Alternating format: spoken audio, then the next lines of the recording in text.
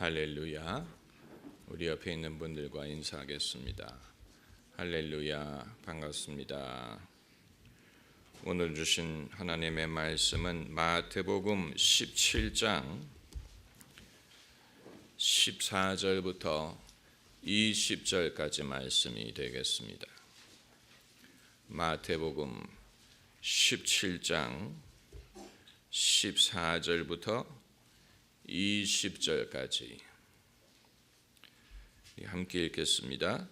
저희가 무리에게 이르매 한 사람이 예수께 와서 꿇어 엎드려 가로되 주여 내 아들을 불쌍히 여기소서. 저가 간절로 심히 고생하며 자주 불에도 넘어지며 물에도 넘어지는지라. 내가 주의 제자들에게 데리고 왔으나 능히 고치지 못하더이다. 예수께서 대답하여 가라사대 믿음이 없고 패역한 세대여, 내가 얼마나 너희와 함께 있으며 얼마나 너희를 참으리요. 그를 이리로 데려오라 하시다. 이에 예수께서 꾸짖으시니 귀신이 나가고 아이가 그때부터 나으니라. 이때 제자들이 종용이 예수께 나와 가로되 우리는 어찌하여 쫓아내지 못하였나이까. 가라사대 너희 믿음이 적은 연고니라. 진실로 너희에게 이르노니 너희가 만일 믿음이 한 겨자씨만큼만 있으면 이 산을 명하여 여기서 저기로 옮기라 하여도 옮길 것이요 또 너희가 못할 것이 없으리라. 아멘. 예수께서 어린 소년으로부터 귀신을 쫓으신 이야기는 공관복음에 다 기록이 되어 있는데 마태복음의 기록이 제일 짧습니다. 마가복음이 제일 깁니다. 그래서 이 이야기를 가지고 설교하려는 사람은 주로 마태복음 대신에 마가복음을 본문으로 채택합니다. 오늘 본문에서는 예수님이 귀신을 쫓아낸 것에 초점을 맞추지 않고 제자들이 쫓아내지 못한 것에 초점을 맞추고 있는 것으로 보입니다.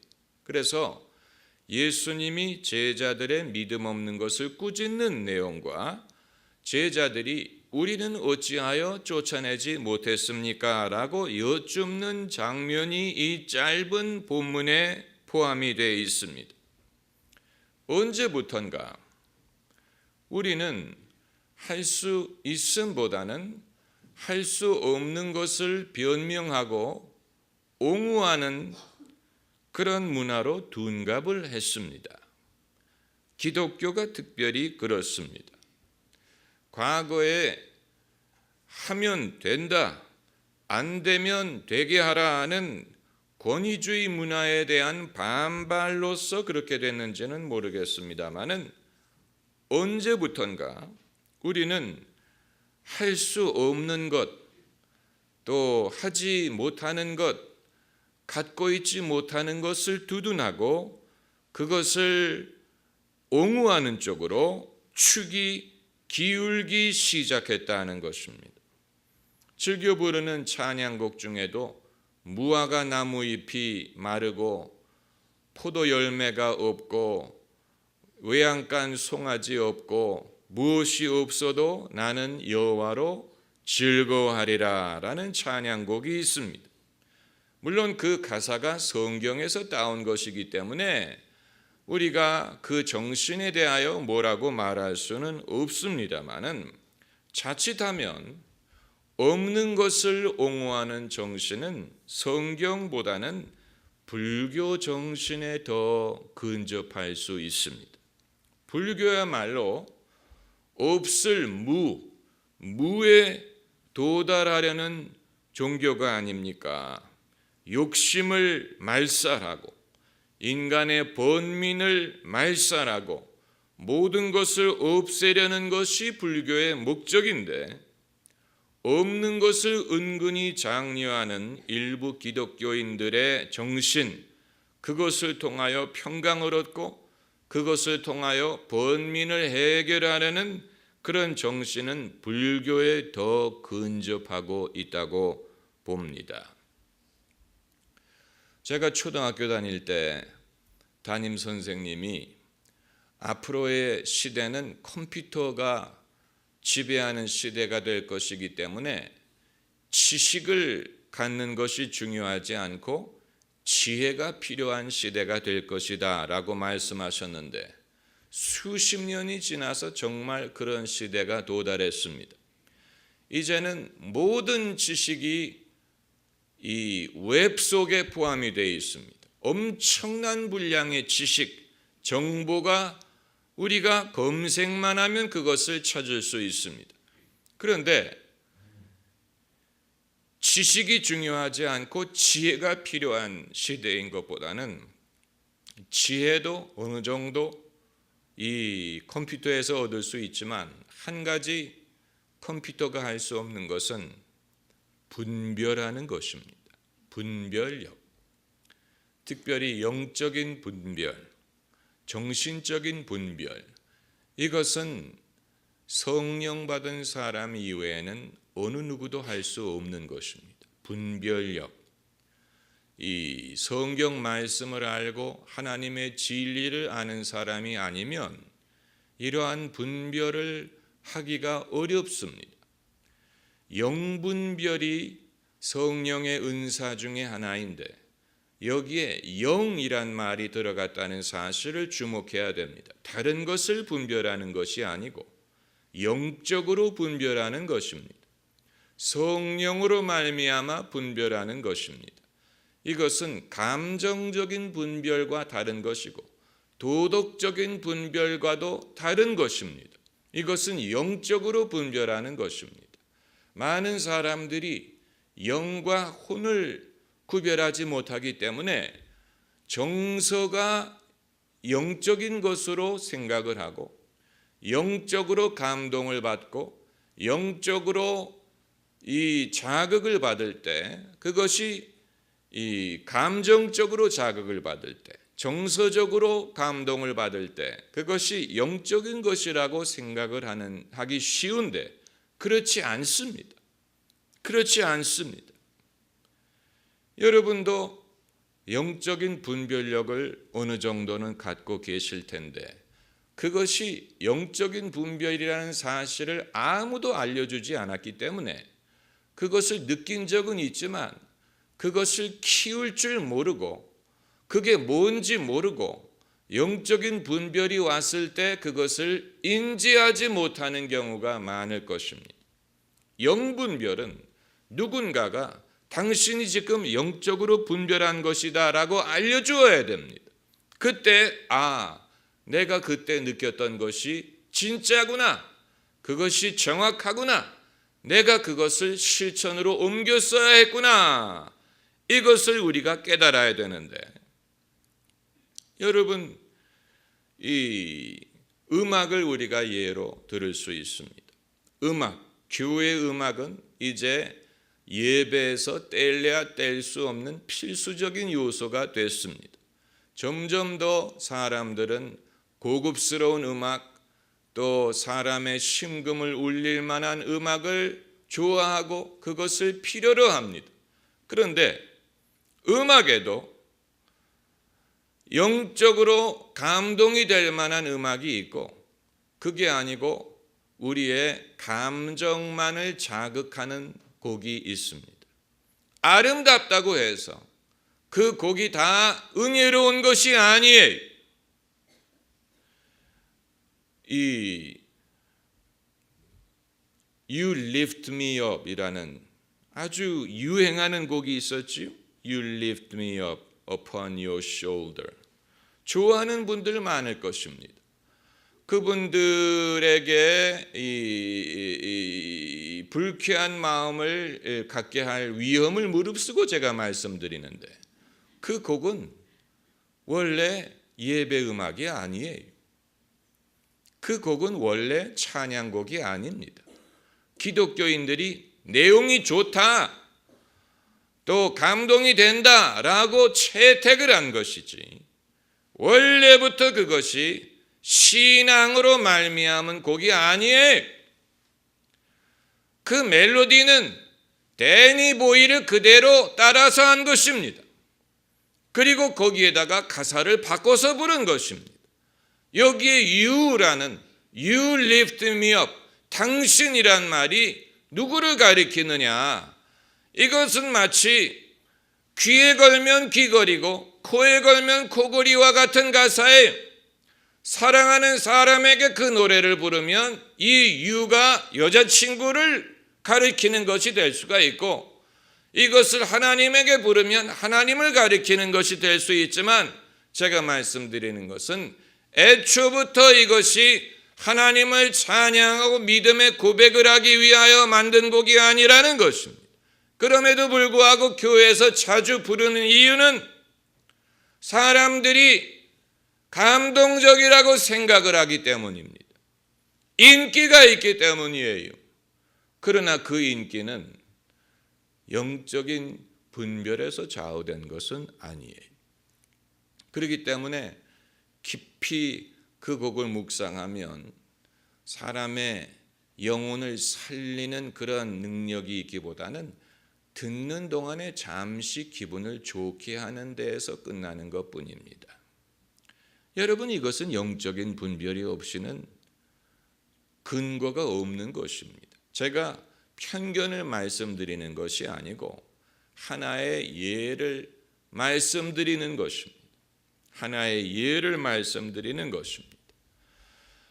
이 하나님은 있으신 하나님이 모세에게 하나님의 이름이 무엇이라 하리까 했더니 하나님이 당신을 가리켜 뭐라고 말씀하셨습니까? 나는 스스로 있는 자니라. I am that I am. 당신을 가리켜 나는 스스로 있는 자니라. 하나님은 있으신 하나님이에요. 그리고 하나님은 없는 것을 있는 것처럼 부르시는 하나님이라고 했습니다. 하나님은 아무것도 없는 상황에서 모든 것을 있도록 창조하신 분입니다. 그래서 최초로 창조하실 때 하신 말씀이 무엇입니까? 빛이 있어라, 없어라라고 말하지 않고 빛이 있어라. Let there be light. 하나님은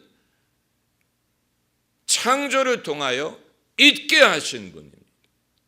그러므로 없는 것을 강조하고 없는 것을 장려하는 것은 하나님의 창조 정신에 위배되는 것입니다. 하나님은 있는 분이요, 있게 하는 분이요, 없는 것까지도 있는 것처럼 부르시는 분입니다. 믿음은 바라는 것의 실상이요 눈에 보이지 않는 것의 증거라고 했습니다. 눈에 보이지 않는 것의 증거라는 말은 눈에 아직 보이지 않지만 있다고 믿는 것이 믿음이에요. 그런데 어떤 이들은 눈에 보이는 것조차도 없다라고 말하고 마치 그것이 신앙인 것처럼 생각하는 사람들이 있습니다. 성경 어디에도 하나님이 내게 무엇이 있느냐라고 물어보셨을 때 가진 것이 없습니다 라는 대답을 기뻐하신 적이 없습니다. 아주 가난한 과부에게도 내 집에 무엇이 있느냐 내게 말하라 했을 때 그 과부가 여종의 집에는 기름이 조금 있습니다 라고 있는 것을 말했어요. 그 조금 있는 것을 가지고 엘리사 선지자가 기름이 그릇이 다 가득 찰 때까지 끊이지 않고 흘러나오게 함으로 빚을 갚게 했다고 했습니다. 그러니까 없는 것을 말해서는 문제를 해결할 수가 없고 적게 있을지라도 있는 것이 무엇인지를 알아야 되는 것입니다. 또 모세에게 하나님이 내 손에 든 것이 무엇이냐 하고 물으셨을 때 지팡이입니다 라는 대답을 듣기를 원하셨지 가진 게 없는데요. 아니에요. 하나님은 그런 식으로 역사하는 분이 아닙니다. 모세의 손에 가난한 목자가 사용하는 지팡이 하나가 있으면 하나님이 그 지팡이를 가지고 민족을 이끌게 하시고 홍해를 가르게 하시고 반석에서 물이 나오게 하실 수가 있습니다. 예수님이 너희에게 떡이 얼만큼 있느냐라고 물으실 때 떡이 없습니다 라는 대답 듣기를 원치 않으시고 어느 소년에게 보리떡 5개와 물고기 2마리가 있습니다, 이 대답 듣기를 원하셨어요. 이것이 지극히 작은 분량이지만 지극히 작은 것이라도 뭔가가 있을 때 주님은 그것을 가지고 남자만 5,000명을 먹이실 수가 있었던 것입니다. 하나님은 무엇을 없게 하시는 분이 아니고 있게 하시는 분이에요. 없는 것은 하나님을 영화롭게 하지 못합니다. 하나님이 인간에게 최초로 하신 질문이 무엇입니까? 아담아, 내가 어디 있느냐? 있느냐를 물어보셨어요. 어디 있느냐? 그리고 가인이 아벨을 살인한 후에 하나님이 가인에게 하신 질문이 내 아우가 어디 있느냐? 그리고 하나님이 아브라함을 찾아오셨을 때 내 아내가 어디 있느냐? 있느냐를 물어보셨죠. 있는 증거를 하나님이 알기 원하셨다는 것입니다. 달란트의 비유에서도 주인이 달란트를 종들에게 맡기고 떠나갔다가 세월이 지나서 돌아와서 이제 그것을 회개할 때 없는 것을 없다는 대답 듣기를 기뻐하지 않았어요. 5달란트 받은 종이 그것으로 장사를 해서 5달란트를 더 남긴 것을 기뻐했다 그랬어요. 잘하였도다 라고 칭찬했다고 했습니다. 2달란트 받은 종이 그것으로 장사해서 2달란트 더 남긴 것을 기뻐하고 칭찬했어요. 반대로 1달란트 받은 것을 땅에 묻어두고 아무것도 하지 않은 사람에 대해서는 악하고 게으른 종이다 라고 꾸짖는다고 했습니다. 그러니까 주님이 남들보다 많이, 남들보다 더 부자가 되고 이런 것을 말하는 것은 아니고 받은 대로 충성하는 것을 기뻐하시는 것이지, 그것을 땅에 묻어두고 주님이 주신 달란트를 사용하지 않고 그 달란트에 있는 창조적인 능력이라든가 하나님 나라를 확장할 수 있는 능력을 믿지도 않고 사용하지도 않는 것에 대해서는 하나님이 기뻐하지 않는다는 얘기입니다. 나는 포도나무요 너희는 가지다 라고 말씀하셨을 때 내게 있어 과실을 맺지 못하는 가지는 어떻게 한다고 했습니까? 잘라버린다 그랬어요. 여기에는 일절 애누리가 없습니다. 뭐 기다리고 뭐 없어도 돼, 그럴 수도 있지, 이게 아니고 내게 있어 과실을 맺지 못하는 가지는 잘라버린다 그랬어요. 포도나무에 붙어 있어서 과실을 맺지 못하는 가지는 그건 이상한 것입니다. 포도나무가 이상한 것이 아니라면 예수께서 살아계신 생명의 주님이신데 포도나무이신 예수님에게 붙어 있으면서도 열매를 맺지 못하는 것은 이상한 것입니다. 그건 가지에게 문제가 있는 것입니다. 주님은 그것을 기뻐하지 않습니다. 마찬가지로 언제부턴가 기독교인들 가운데는 본문에서처럼 귀신을 쫓아내지 못하는 것에 대하여 반성하기보다는 귀신 쫓아내면 뭐하냐, 나중에 주님이 나 너 모른다 그렇게 말할 수도 있는데, 이런 식으로 오히려 귀신 못 쫓아내도 돼라는 생각이 자리 잡기를 시작한 것 같습니다. 그건 유별나게 믿는 그런 성도들이 하는 거야. 우리는 그런 거 하지 않아. 우리는 점잖은 사람들이야. 우리는 신사적으로 믿기 때문에 그런 거 안 해도 돼. 이런 식으로 주님의 말씀을 왜곡하고 신앙의 성격을 왜곡하고 주님은 제자들이 귀신 쫓아내지 못한 것에 대하여 너그럽게 보시지 않고 뭐라고 말씀하셨습니까? 오늘 본문의 17절에 예수께서 대답하여 가라사대 믿음이 없고 패역한 세대여 라고 부르셨어요. 이건 예수님의 입에서 나올 수 있는 최고의 꾸지람이에요. 믿음이 없고 패역한 세대여, 내가 얼마나 너희와 함께 있으며 얼마나 너희를 참으리요. 예수님이 욕을 하지 않으셔서 그렇지, 만일 예수님이 욕을 하셨다면 이것보다도 더 예수님을 열받게 하는 일은 없었을 것입니다. 그러니까 이런 것에 대해서 제자들이 인격적으로 부족한 것, 제자들이 서로 누가 높으냐 이런 거 다투는 것에 대해서는 예수님이 다 이르셨지만 귀신 쫓아내지 못하는 것에 대해서는 아주 눈물나게 꾸짖으셨어요. 믿음이 없는 패역한 세대여, 내가 얼마나 너희를 참으리요. 내가 얼마나 너희를 참으리요. 예수님이 아주 분하게 여기셨어요. 아주 언짢아 하셨어요. 그것뿐만이 아니고 제자들이 이후에 예수님을 종용이 찾아가서 여쭈었다고 했습니다. 주여, 어찌하여 우리는 쫓아내지 못하였나이까? 이 질문이 전제하는 것이 무엇입니까? 쫓아내는 것이 정상이고 못 쫓아내는 것이 비정상임을 전제하는 것입니다. 만약에 못 쫓아내는 것을 정상으로 여긴다면 어떻게 하면 쫓아낼 수 있습니까? 라고 물어봤을 것입니다. 어떻게 하면 됩니까? 비결이 뭡니까? 그러나 이들은 우리는 어찌하여 쫓아내지 못하였나이까? 주님은 어떻게 쫓아내셨습니까? 를 물어본 게 아니고 우리는 어찌하여 쫓아내지 못하였나이까? 그러니까 우리가 쫓아내는 것이 정상이고 못 쫓아내는 것이 비정상이, 우리가 왜 쫓아내지 못했는가 그 이유를 알고자 했던 것입니다.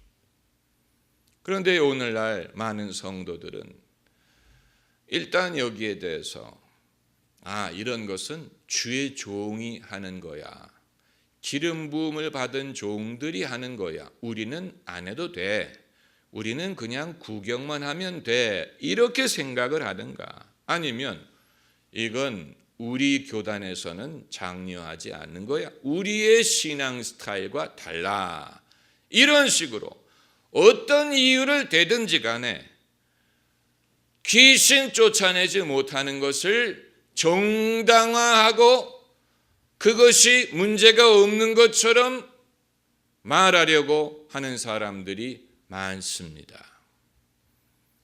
그러나 그것은 예수님의 뜻과 성경적인 기독교로부터 엄청나게 멀리 떠나온 것입니다.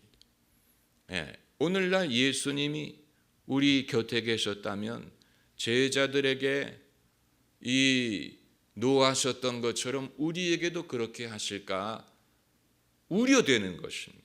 믿음이 없는 패역한 세대여. 여러분, 해병대도 귀신을 내쫓는다고 하는데 귀신 잡는 해병, 예수 믿는 사람들이 다시 말하면 우리는 물질적인 면에 있어서는 유능해지기를 사모하지만 영적인 면에 있어서 유능하기를 원하는 사람들은 그렇게 많지 않고 그것을 장려하지도 않고 가르치지도 않고 기대하지도 않습니다. 물질적인 면으로는 유능해지기를 원합니다. 유능한 예술가, 유능한 음악인, 유능한 사업가, 이런 식으로 세상 일에 대해서는 유능한 것을 원하면서 영적인 것에 있어서는 유능함을 사모하지 않아요. 유능한 것을 당연하게 생각하지 않습니다. 그러다 보니 나만 영적으로 무능한 것이 아니고 남들에게도 무능함을 은연중에 가르치는 것입니다. 그럴 필요 없다. 나도 귀신 못 쫓아낸다. 그걸 이상하게 생각하지 말아라. 이런 식으로 오늘날 귀신 내쫓는 사람 없다. 오늘날 귀신 믿는 사람 없다. 그런 식의 신앙을 가지려고 하지 말아라. 이런 식으로 불신을 장려하고 불신을 가르치고 예수님을 믿는 것 같은데 정작 예수님의 정신과는 완전히 180도 다른 그런 식의 신앙을 가르치고 장려하고 있다는 것입니다. 예수님은 결코 그런 식으로 말씀하지 않았습니다.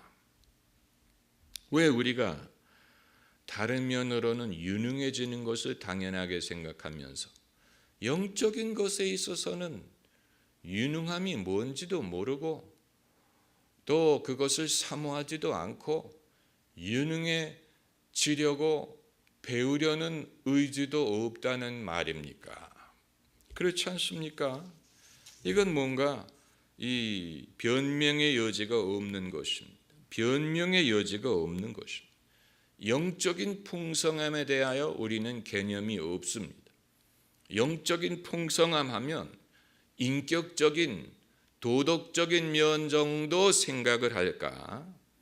그렇지 않습니까? 일반 직장 생활을 하는 남자 성도님들 중에 귀신을 내쫓고 병자를 고치는 사람 몇 명이나 봤습니까? 극히 드문 일이요. 아마 이상하다고 생각할 것입니다. 그 정도로 우리의 생각이 성경으로부터 멀어졌다는 얘기. 성경으로부터 멀어졌어요.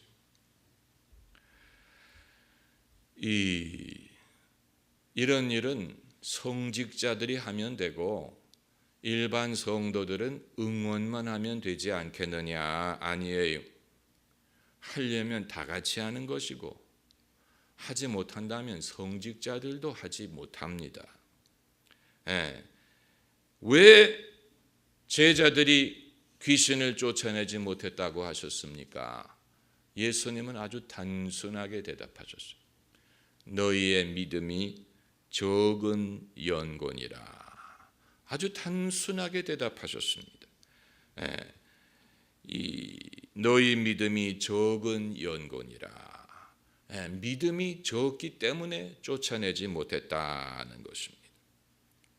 여러분, 이것은 우리의 선택의 여지가 있는 것이 아니에요. 나는 그런 거 필요 없고 나는 그냥 물질 축복만 받으면 돼. 그런 선택의 여지가 있는 게 아니에요.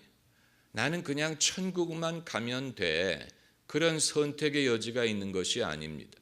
나는 그저 예수님의 도덕적인 가르침만 따르면 돼. 그런 선택의 여지가 있는 것이 아니에요.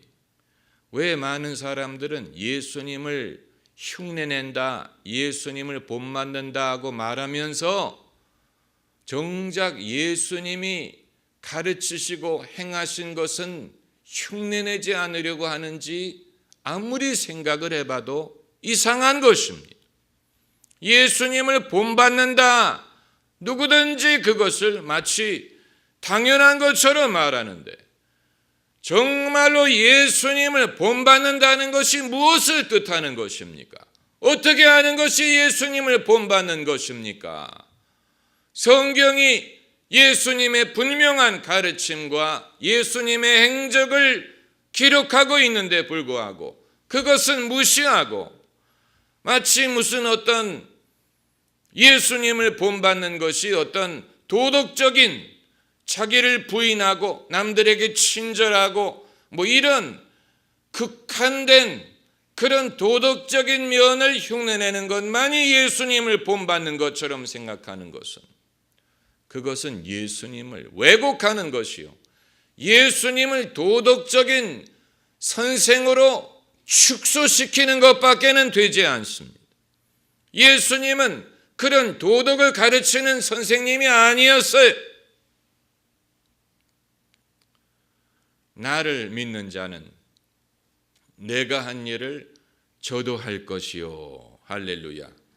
우리 성경 구절을 한 구절 찾아봅시다. 이미 많이 알고 계시는 성경 구절이지만 마가복음 16장 17절 말씀, 17절 18절 말씀. 마가복음 16장 17절 18절 같이 읽겠습니다.